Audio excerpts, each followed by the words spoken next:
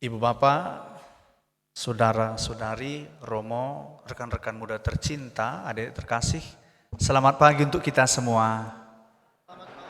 Senang rasanya Romo, saudara-saudari dapat merayakan Ekaristi bersama pada hari ini di paroki kita tercinta ini. Pada minggu yang lalu, kita merayakan Hari Raya Epifani, penampakan Tuhan. Kita mendengarkan sabda Tuhan tentang kemuliaan Tuhan yang bersinar atas bangsa-bangsa. Sinar kemuliaan Tuhan, keselamatan Allah, nyata dalam putranya yang menjadi manusia, tidak hanya terbatas untuk orang-orang Yahudi saja, tapi untuk semua orang. Dan itu kita dengar dari kitab Nabi Yesaya minggu lalu dikatakan, bangsa-bangsa berduyun-duyun datang kepada terangmu. Juga kita dengar tentang ahli-ahli dari timur yang melihat tanda dan juga menyampaikan kepada mereka akan lahir sang raja. Maka mereka mengikuti petunjuk bintang dan menemukan sang raja itu. Dan kita tahu sang raja itu bukanlah sarjana KW-KW, bukanlah sarjana palsu. Mereka adalah sungguh pemikir. Mereka adalah sungguh ahli dalam bidangnya, tetapi mereka juga tunduk kepada tuntunan dari Allah. Mereka membuka hati, mereka membuka budi, untuk apa? Untuk mendengarkan suara ilahi, mencari apa yang ditunjukkan oleh tanda-tanda alam itu. Sesudah mereka menemukannya, mereka mempersembahkan apa yang mereka punya sebagai tanda syukur dan sebagai ungkapan terima kasih. Keterbukaan juga kita dengar minggu lalu bagaimana para gembala itu dengan terbuka menyambut sang juru selamat itu. Tetapi saudara-saudari, berbanding terbalik yang ditunjukkan oleh penduduk Yerusalem. Mereka tidak bersedia menerima Yosef dan Maria yang adalah juga sesama manusia. Begitu juga dengan diri Herodes yang dalam dirinya ada kepura-puraan. Saya akan menyembah dia, katanya, tapi hatinya penuh dengan kebusukan. Maka saudara-saudari, sikap terbuka, sikap tertutup, itulah yang dapat kita petik dari sabda Tuhan melalui perayaan hari ini. Kita dengar dalam bacaan pertama tadi, setiap kali namanya dipanggil, Samuel bangun dan pergi menjumpai Eli. Katanya, ya Bapa, bukankah Bapa memanggil aku? Kata-kata dan tindakan Samuel itu menjadi tanda kesiapsediaan untuk melakukan apa yang diinginkan oleh Eli.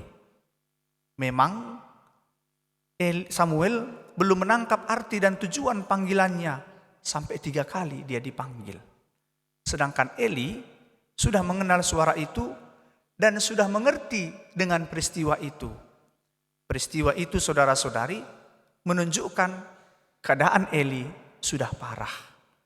Eli sudah mulai kurang berkenan di mata Tuhan karena dia tidak lagi terbuka atas sabdanya. Dan dikatakan dalam bacaan pertama tadi bahwa lalu mengertilah Eli bahwa Tuhanlah yang memanggil anak itu. Hal itu ditunjukkan dengan kata-kata Eli. Matanya mulai kabur dan tidak dapat melihat dengan baik. Lampu rumah Allah hampir pudar. Tanda-tanda alam menunjukkan bahwa hidup Eli tidak lagi berkenan di mata Tuhan. Maka sikap tertutup Eli dengan imam-imam digantikan oleh sikap siapa? Sikap Samuel yang terbuka. Samuel yang muda terbuka mendengarkan suara Tuhan. Maka setiap kali namanya dipanggil dia berkata, ya Bapa, bukankah Bapa memanggil aku? Tetapi akhirnya Samuel mengenal dan memahami siapa yang memanggilnya. Akhirnya Samuel berkata, bersabdalah ya Tuhan, hambamu ini mendengarkan. Samuel membuka diri untuk tuntunan bimbingan Tuhan sendiri. Sikap terbuka juga kita dengar dalam bacaan Injil hari ini. Sesudah mempersiapkan orang-orang Israel, Yohanes Pembaptis menunjukkan Sang Mesias kepada murid-muridnya dengan berkata, "Lihatlah anak domba Allah." Dengan terang Yohanes mengatakan kepada murid-muridnya, "Itulah sang kebenaran, ikutilah dia." Dan kata-kata, "Lihatlah anak domba Allah," itulah yang kita daraskan sesudah doa Bapa kami yang dikatakan oleh imam ketika mengangkat hosti. Maka dengan penunjukan dan kata-kata ini, Yohanes menyatakan apa tugasnya. Tugasnya ialah menghantar murid-muridnya, menghantar orang Israel, menghantar kita juga semua sampai kepada Putra Allah, Sang Anak Domba sejati, Sang Penyelamat. Dalam hal ini Yohanes tidak berdusta, yang kebanyakan dialami oleh orang zaman sekarang. Yohanes tidak berdusta, tidak menipu, tidak mau mengelabuhi orang. Berbeda dengan zaman sekarang. Banyak zaman sekarang orang suka berdusta, suka menipu. Bukan hanya menipu saudara-saudarinya, termasuk menipu dirinya sendiri. Dan juga zaman sekarang ini banyak juga saling mengelabuhi satu dengan yang lain. Yohanes Pembaptis tidak.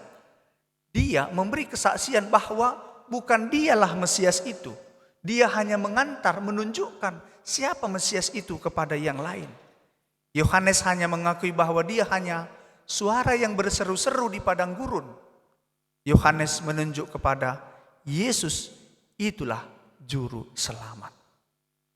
Dan satu dari murid-muridnya yang mendengar pernyataan Yohanes meninggalkan gurunya Yohanes. Dan dia kemana pergi?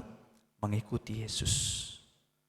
Dan sesudah tinggal bersama dengan Yesus dalam waktu yang singkat, Andreas, salah satu dari murid tadi, memberi kesaksian kepada saudaranya Petrus dan berkata, "Kami telah menemukan Mesias."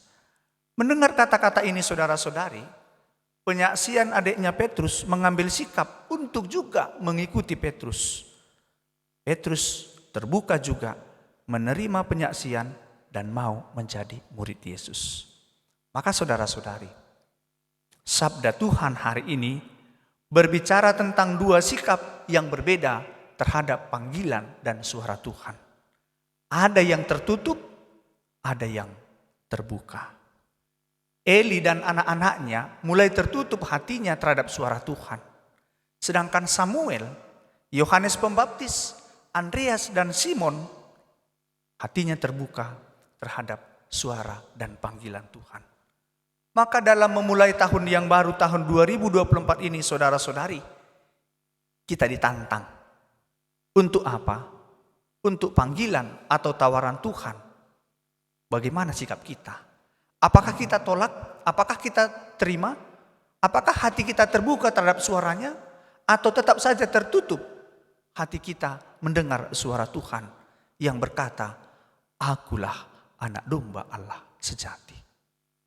Zaman kita ini saudara-saudari ditandai oleh perlombaan memiliki harta duniawi sebanyak-banyaknya.